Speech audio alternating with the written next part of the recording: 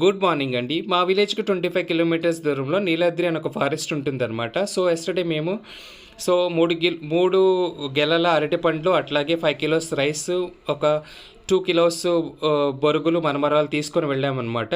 So, అక్కడ చూసిన తర్వాత మంకీస్ చాలా ఇల్‌గా, అట్లాగే చాలా వీక్‌గా ఉన్నాయన్నమాట. Because of the deforestation. So, ఆ మంకీస్ మొత్తం మన వరల్డ్ మీద పడిపోయి, సో, మన చెట్లు అవి మొత్తం నాశనం చేస్తున్నాయి. అది ఇర్రెస్పాన్సిబిలిటీ ఆఫ్ ది డిఫారెస్టేషన్ అనమాట.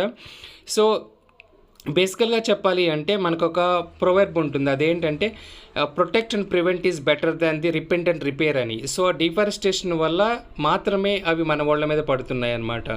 సో, ఫైనల్‌గా మేము ఆ మంకీస్ మొత్తం 200 మంకీస్‌కి ఫీడ్ చేసాము.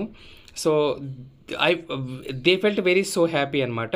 So, thanks for watching the video. Thank you so very much.